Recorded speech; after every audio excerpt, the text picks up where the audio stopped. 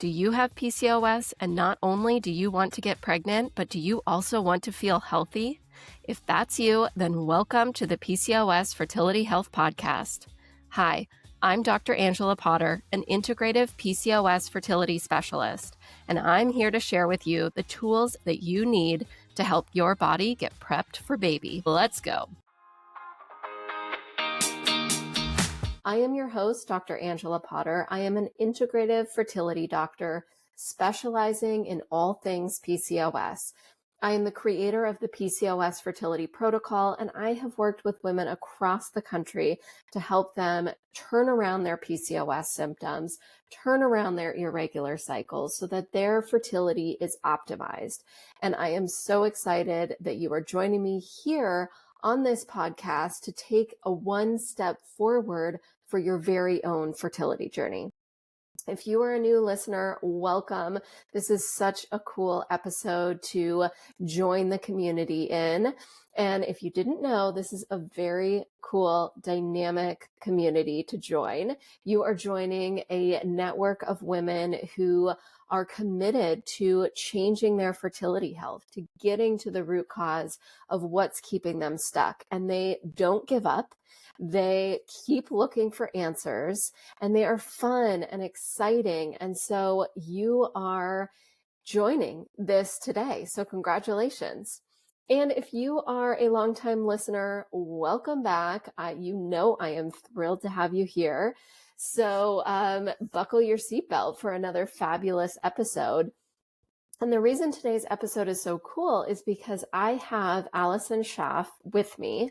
She is a registered dietitian and a trained chef, and she is the creator of PrepDish, which is a meal planning service which is revolutionizing families and households across the country.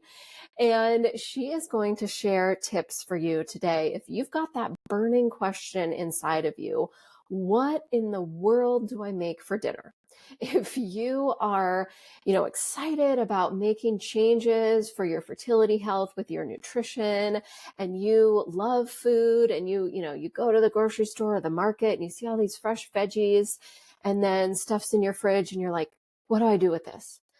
What can I be making? And it's, 6:30 and you're hungry, and then you just end up ordering for takeout or just eating something super simple, and all those vegetables go to waste in your fridge.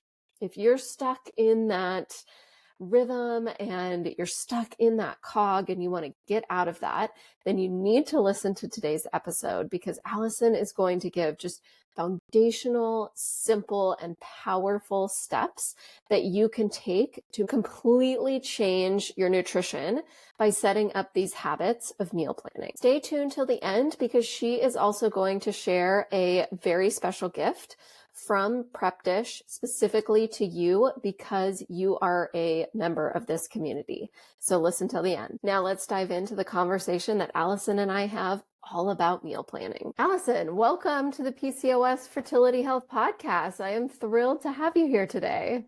Hi, thank you for having me. I was so excited to see your email and get a chance to talk with you. Yeah, this is great because you are the expert in deconstructing this puzzle that is meal planning and helping people to eat really delicious and yummy but nutritious foods. So I'm really excited to have you here and for the listener to gain your knowledge into how to make things easier. Yes, I know. Well, figuring out what to eat and what's for dinner, it's a problem that we all share. So happy to help with that. Yes. So I would love to start off by you sharing what inspired you to start helping women or families, anyone with meal planning, and, your background and what led you into this field. Yeah. So, it started early on. I went to culinary school, but then also became a dietitian. So even during my schooling, I realized if I want to help people eat better, you've got to be in the kitchen and focus on the cooking. So I wanted to figure out how to combine those. And I also just realized there was such a strong correlation with how you feel and what you're eating. So if you're going to go through the process of cooking, just making sure it's tasting good and all that. And then in my career, I started out as a personal chef, going into people's homes and, doing basically like this meal prep, like going in one day a week and getting their meals ready for the week. And I really enjoyed that. But, I was limited to like 6 or 7 clients, and that was kind of all I could do for the week. And I realized I wanted to help more people. And then also just selfishly, I realized I don't know if this is a sustainable career for where I see myself, which is eventually, getting married and having a family. So as I was going into my personal chef clients, I realized I had this process. And so I started writing that down, like, how can you be really efficient at the grocery store? How do you plan a menu? How do you batch cook? Like all of these different tips and tricks that I was helping, again, like 6 people a week. So I just kind of started writing that down. The recipes, yes, but more so the process and the system. And then this was like 13 years ago. So it's kind of when things were online. I was like, okay, how do I take this online? How do I, sell it? And figured out a way to kind of get this in the hands of families, and, eventually got to this place where, yes, I'm not helping 6 people. Now it's like I'm helping thousands of people every week get, meals on the table. And then it was this really cool full circle moment, because when I created it, I was young and single, and yeah, it was good to meal plan and get my foods on the table. But now I'm a busy mom with 3 little boys. And if I don't use my meal plans, dinner is like so stressful and almost not happening. So I basically created this product that now I need every single week. So it's been really cool to see it come full circle like that. Oh, how cool. And I didn't realize that you had gone to culinary school as well before becoming a dietitian. Yes. Yeah, there's a culinary nutrition program. So it was really cool. We learned the basics of, the culinary basics, but then I cooked at a few different health spas and that sort of thing. So it was really fun. Oh my gosh, that is so cool. And what a neat way to weave these things together. Like Mhm. you have that background in the culinary arts and then also the science and the foundation of nutrition and health. Yeah, and I love the nutrition world, and there's so much out there on what we should do and why, but I'm like, okay, I want to help with the how. I want to do the really practical, hands-on, here are the tools, here's what you do day to day, week to week, to really implement all this great advice and, help that you're getting from people like yourself. Well, I love that because I would say that a very common complaint or just overwhelm that a lot of people are approaching me with is like, there's so much information out there, particularly with food, like all this information, how do I even sort through it? So yes, that's one aspect, but then there's that other element of implementing it and getting food on the table.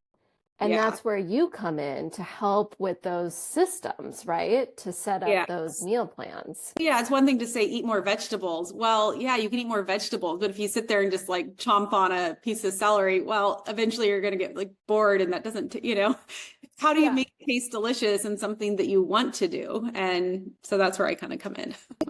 I love that. Yes, right. Because it can be hard to be creative when you're at work or maybe you have kids or, there's all these different elements. And then you're like, but I want to sit down to a really yummy meal. Mhm. But, and then it gets to be the last thing you think about. Yes. Yeah. So, can you share with us, like, what are some of your systems that you have set up in order to get meal planning so that it works really well? Mhm. So yeah, I'll kind of go through how I look at it. And the number one key, and this is my meal plans, that's like the process, and you can buy the plans and the menus, but really the place to start is have a plan, go through. I always say the number one key to healthy eating is having that plan, because too often, even if you go and you maybe buy some healthy food at the store with the intentions of like, oh, I'm going to eat healthier this week. If you get to dinner and you don't know what you're going to make, it's really hard at 5 o'clock to be like, what am I going to do with these vegetables? And and then it's like, okay, I'm just going to call and take out, or, it's just hard. So having that upfront plan is the key to making sure you're going to eat healthy throughout the week. So that way, when you get to dinner, you already know what you're going to make. So if nothing else from this episode, if you just sit down before the week starts and kind of jot down, here's what we're going to have for dinner each night, that's going to be the first step. It sounds so simple, but like... Yes. How often have we like bought vegetables and then they just go bad in the back of the vegetable drawer because you're just like, I don't know what to do with them. And like these recipes looked great when I was going through the store, but what am I doing with them? Right. Yes. So on that note about the grocery store, a couple of minutes ago, you were saying like how to make grocery store, what word did you use? Effective, or like how can someone go into the grocery store feeling really confident? Yep. So after you kind of quote unquote have that plan, which would be like writing down, here's the meals that I want for the week. The next step would be like, okay, what ingredients do I need to make these meals happen? And writing out those ingredients and going into the grocery store. And believe me, I have been in a grocery store where I don't have a list. Every time that happens, I end up kicking myself. I buy random stuff. I buy stuff I don't want. I end up in aisles that I don't even need to be in. So going into the grocery store and always having a list that's like the first step. And then from there, one thing I found when I was a personal chef, making the list by the way the grocery store is laid out. So in my grocery store, the first section is produce. So I put all the produce there. And this will also help prevent you from, again, going down aisles that maybe you don't even need to go down, and you don't have to buy those impulse purchases. Another step further is nowadays online grocery shopping is very easy. I'm in the country and I have 2 or 3 grocery stores that now deliver to my house. So there's a lot of weeks where I just get online and put in my order.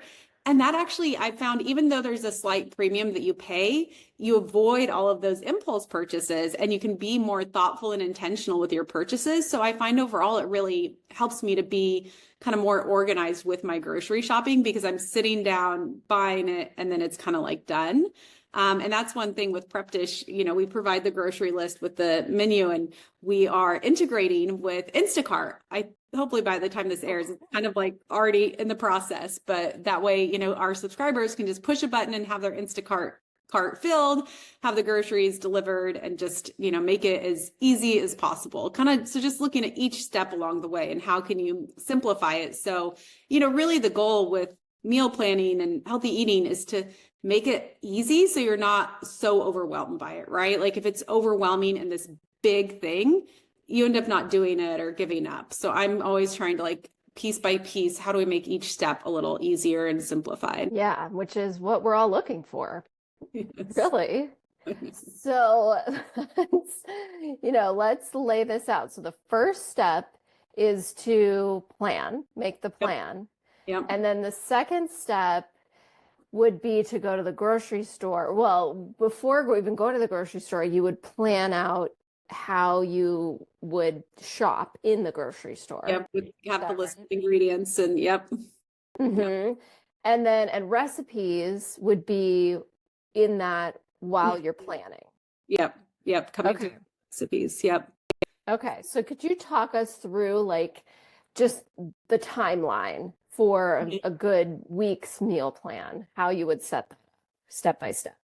Yeah. So again, kind of coming up with the recipes. And when I'm looking at the recipes, I'm usually looking at, so this is where you can go really complicated on how you set up the recipes, or just simple. Be like, okay, here's the 5 meals I know I can make. I know my family's going to eat it. This is what we're going to eat this week. That's great. You can do that. And you can also repeat it. Some families are different. Some people are okay having 1 or 2 weeks of a plan and just repeating that week after week, or making a few tweaks. Every Tuesday we have tacos. Sometimes it's fish tacos. Sometimes it's steak. At PrepDish, we're providing more variety of okay, we're going to completely plan it out. We're looking at it. We're making sure each week is this balance of proteins and vegetables and carbs, and kind of looking at it that way.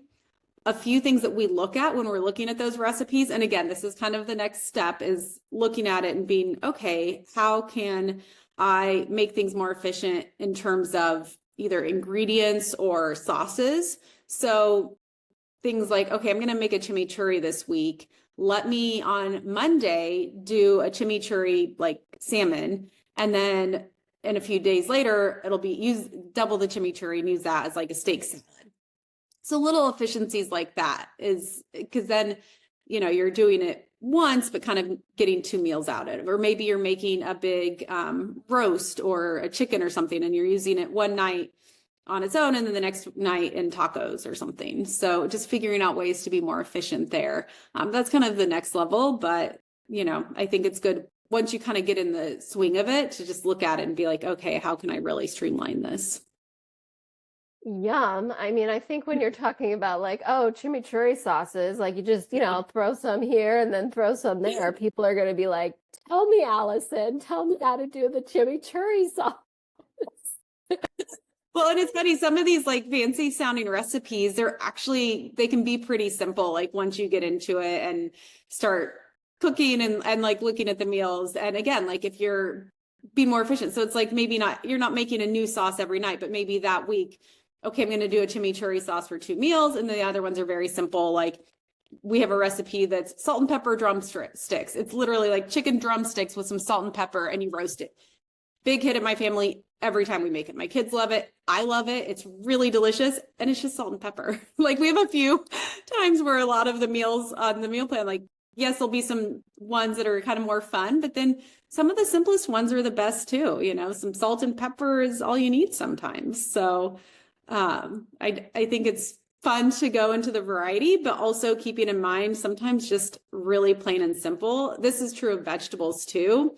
Just like roasting with some olive oil and salt is almost always a delicious way to enjoy a vegetable.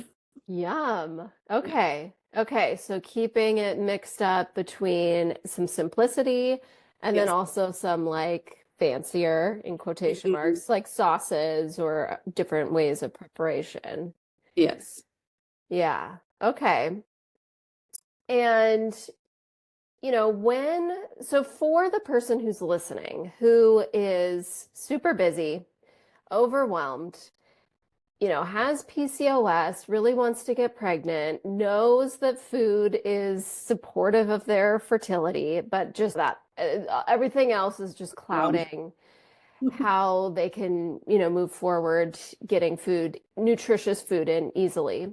What's one or two steps that they could take that would make a big impact in their weekly meals? Yeah. Okay. So this is probably not where you thought I was going to go with this, but I'm going to get back to the direction. So number one, and I've been through that. I had, that I've had some fertility struggles, and diet and nutrition plays such an important role in preparing your body and your partner's body for, baby. So it is so important. I really think the first step is understanding that, getting to your why of like, okay, why is this important to me?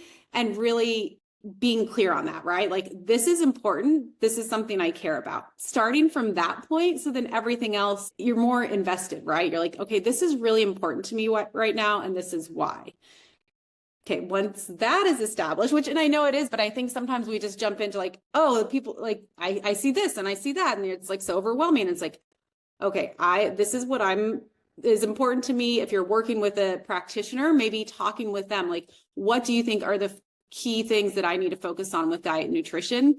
There's some like general things, right? Like cutting out processed foods, eating more whole, real foods. Like there's those general things that are going to be healthy for anyone. So you can focus on those. But I think also working one-on-one with a practitioner and asking, where do you think I need to focus? Like, is there something that you're intolerant to, or do you need to cut out like added sugars, or, just kind of working with someone to see where you need to focus.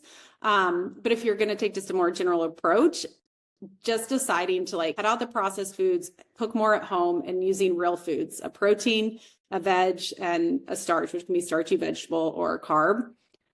That's where you need to focus. And that goes back to like, and let's have a plan for the week that focuses on those foods. And whether that's using like a meal plan, like we create at PrepDish to help guide you through.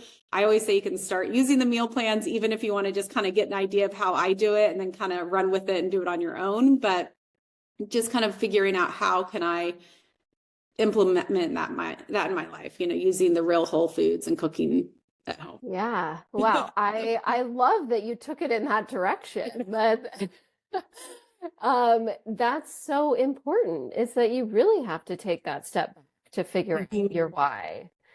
Because I think otherwise people they get into it and then they give up because they kind of forget why they're doing it. It's like, you don't want to be doing it just because you see other people on Instagram do it. Do it because it's something that's so important to you that you really want to, like, it's a habit change. It's a lifestyle change. So you have to be invested in it. Mm-hmm. Yes. Yes. And so you were just sharing that, you went through your own fertility issues. And so in that time, what was the most helpful for you in keeping streamlined with your meal plans throughout the week when you were really focused on your fertility?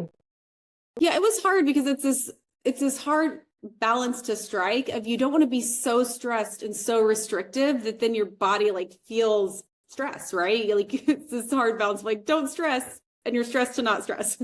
But I think so again, like, I would focus just on nourishing foods that tasted really good.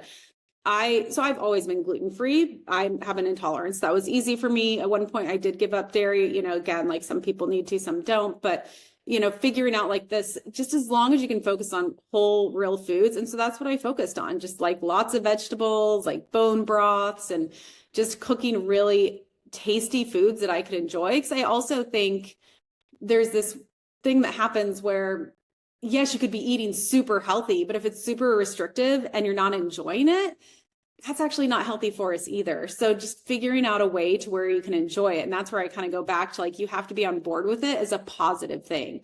And that way you kind of have this like positive energy around it, right? Like, you don't want to be like, oh, I have to do this and it's so awful, because then you're not going to stick with it. You're not going to enjoy it. And in fact, that's actually not healthy for you. So figuring out, how can I enjoy eating healthy? And for me, that's focusing on all these foods that I enjoy, like roasted vegetables that I was talking about earlier, with just like some olive oil and salt, and, just really having this mindset shift of like, I want to do this. It's good for my body. And I actually enjoy eating healthy. So kind of looking at it more holistically, I guess. Yeah, I love that. Yeah. And you and I are talking, it's what, the beginning of March right now. What right now is one of your favorite dishes? Just in general, like giving out some ideas for some yummy meals for right now, kind of end of winter, getting into spring. So it's funny, right now I'm testing out summer menus because I'm always a few months ahead. And so we've actually just pulled out the grill and started doing some grilled items. And some of those are really nice. And again, that comes back to like, they're simple, but kind of, I don't know, it just makes it feel more summery. So I really enjoy those. I'm also a big fan of salad. So I don't like salad as much in the winter, but when it's the summer, I really like having a salad on the side of my meals. It's something about like being crisp, and I don't know. So I like a good salad. I've been playing around with some new salad dressing recipes lately. So I think that's where my mind is. I'm trying to think of some others that I've had recently. Chicken thighs are the other thing that comes to mind, just because what was the one that we did the other day? But my kids love chicken thighs for whatever reason, are like the biggest hit of protein at our house. Like, everyone loves them. That's great. That's great. And you were just mentioning salad dressings. You could probably batch like a big amount of salad dressing, right? And keep it on hand.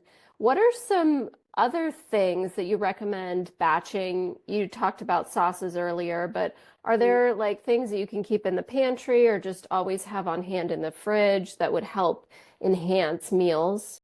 Yes. Well, the dressing thing I'll mention too. I like to batch that. And then also you can kind of a lot of times double up and use it as a marinade and dressing. So if you make like a big batch of balsamic dressing, you can use it to marinate those chicken thighs, but then you can use it on a salad like a few days later. And even something like a lemon dressing or something, you can use it, again, dual purpose. So that's kind of fun, where it doesn't feel like you're repeating. And then the other thing that I like to do in terms of batching is chopping all of my vegetables at the beginning of the week. So our meal plans actually outline, if you want to do meal prep, here's, the meal prep instructions. I think people think of meal prep as like, oh, I'm going to spend all Saturday making all of my meals. And you can do that. But my approach to meal prep is like, how can I do a few things up front that save me time throughout the week? And the place I start is just on Sunday, like while I'm making lunch, I pull out the rest of the vegetables, maybe some, carrots and onions, and chop those and put them in a container. And then on Tuesday, when I need to use some onions, they're already chopped. So it's like, it's just making dinner like just that much easier. But again, it kind of goes back to how am I going to keep this sustainable? If my onions are already chopped, then it's a little easier to eat healthy on Tuesday night when maybe I had a long day and it's like hectic. So I think that's where I like to start with batching, is just getting the vegetables chopped. I love that. And I recently started doing that with my greens, like either my salad greens or like if I have kale or chard. When I get them in the house, I will like separate them from the stems, whatever I need to do, and then wash them and dry them. And I lay them out on like a towel and then roll that towel up and stick it into the veggie drawer. And they're good all week. And it's like when then I like don't really have anything for dinner or I want a salad, I don't have to take that extra time to wash it and chop it. It's just I just grab it from the drawer. And I think I've increased my greens intake exponentially because of that. Well, yeah, it's funny. So I have a podcast, Meal Prep Monday, and I talk about the practical, like knife skills, or the best knife, or the best saute pan, and how to make salad dressings. I talk all the practical stuff, but so much what I talk about, and even on PrepDish, like our newsletter, we talk so much about habits and habit change. And that's why I started with the why. And it's like, how can you, I hate to use the word trick, but basically like, yourself, how do you set yourself up to make it easy? How do you set yourself up for success? Having those greens ready to go, it's like you almost can't turn it down. You're like, I've already done the work. Of course I'm going to use it. But it's funny how like that one simple step of just like preparing the greens can sometimes be a barrier at that time of day. Like dinner is just a hard time, right? You've had it's just like not the best time to make the best decisions. So I try and make those decisions earlier in the week. And it's just like, I think of it as like setting future Allison up for success. I love that. I love that. Oh, I was going to say with your green example, like I would take that a step further. It sounds like you already have. You're really appreciating how easy it made your life. So now the next week, you're going to do it again, right? And so I always say when people first start out using PrepDish or a meal plan, even if you're creating your own, that week while you're using that meal plan, really think through, oh my gosh, this is so easy. Like maybe even like say it out loud to someone, give someone a high five. So then the next week you'll be motivated to do it again. So again, this is a lot about habits and how to establish this as more of a lifestyle change. And yes, I want to give you practical tools, but so much of it is like how then to implement it and make sure you're going to stick with it. That's incredibly powerful. Because for so many of us, we know the foods, right? You can walk through the produce aisle and you see all of the vegetables and all of it. So it's not so much about the food, it's about the habit change, which is a completely different perspective on food. I know. Well, because, with PrepDish, like I give people like, here's exactly step by step what to do. Here's the grocery list and the exact steps you need to take. And some people just run with it and they're great. But other people, I'm like, I want to help you figure out how to make this happen. Like I've given you everything here, but I realized over the years, it's not just that. It's really then how do I make it work in my life? How do I put it on my calendar? How do I carve out that time? How do I have it be something I look forward to? That's a big thing. Like, this is something I have the opportunity to eat healthy, and it's not, oh, I have to do this. And like, don't look at it like that. Like, oh, this is this cool opportunity to nourish myself and my family, So just so many mindset shifts I think are important. Yes. And probably is a lot harder in the beginning. And then once you get certain things in line, and like you were saying, like, give your high five or say out loud that this is easy, because then it will just become part of your routine moving forward. And the coolest part is if there's someone out there like kind of trying to do this change for fertility, that can be a good motivating factor. So I would really jump on that, because the other thing is once you do have a family then it's like, then you've already established the habit. So, if you're doing it, because I know back before I had kids, like, yes, meals were hard, but then it became even more important once I had kids to like do it every week. And so the fact that I'd kind of already established those routines and habits. So you can also look at that as like, yes, I'm preparing for this, but I'm also preparing for future to, provide better for my family. So I think that's a helpful. Yes, because yeah, a lot of time you just have no idea what you're in for once, Mhm. yeah, you've got those kids running around. So can you tell us more specifically about PrepDish, how it helps somebody and, what they're getting when they're signing up? Yep. So we have the meal plans. I'm a visual person, but they're literally a PDF that tells you exactly what to do. It's 3 pieces. One of them is that grocery list. Here's what you buy for the week. And it's, like kind of 5 meals, 4 to 5 meals. And then there's the meal prep instructions. That's what we were talking about earlier. Like, what do I do, an hour or two to kind of set myself up? And then the third piece is like at dinner, it gives you exactly like, okay, here's how you're going to get dinner on the table tonight. And then when people sign up, we have 4 different options each week. There's gluten-free, one's paleo, one's low carb, and one's just kind of general, like we call them super fast. They're really quick meals that are family friendly. That's a good place to start is with those. And then we have a few like, AIP and a few different like resets. So some of those are good if someone's trying to do any sort of elimination diet or, doing more of something like a short-term thing. So we have some other things there. And yeah, we just kind of try and give people the tools to get the meals on the table and give them a few different options. And we have a 2-week free trial set up at PrepDish.com/Dr. Potter. I always say the best thing is go on there, check it out, try it out for a few weeks and see how it works. That's great. Yeah, and thank you for providing that 2-week free trial. I think this community will be really excited about that. Yeah, I always say if nothing else, just get on there for 2 weeks and kind of see how it works and see if it works for you. And yeah, I mean, it's a game changer in my family for sure.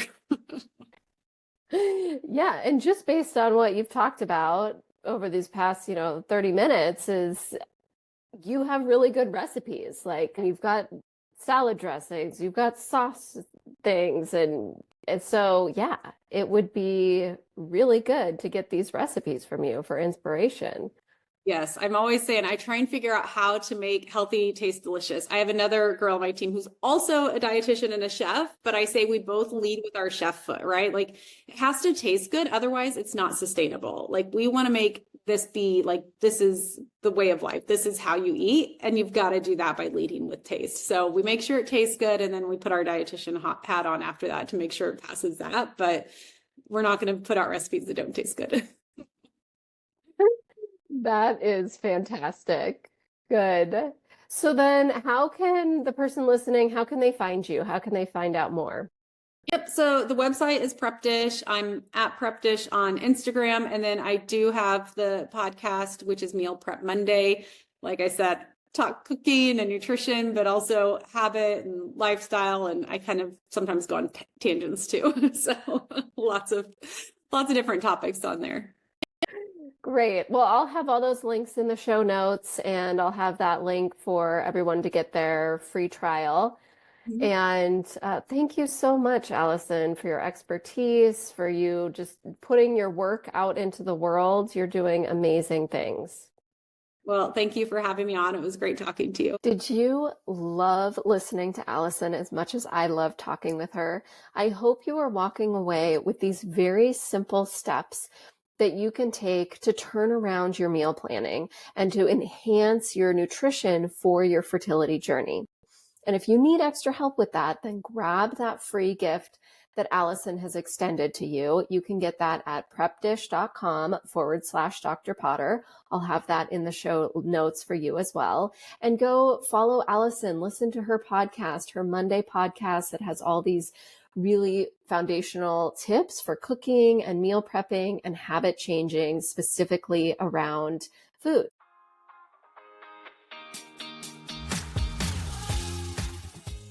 It is possible to get regular periods and to ovulate on your own when you have PCOS. I see this all the time in my practice, and women with PCOS are getting pregnant every single day. And you could very well be next. Hold on to that as you go forward today. If you want to support this podcast, you can leave a 5-star review on Apple Podcasts or simply share this episode with your friends. And as a reminder, the information on this podcast is just that. It's information, and it should not replace the medical advice that you are currently getting from your doctor. Thanks so much for being here. I'll see you right back here next Wednesday.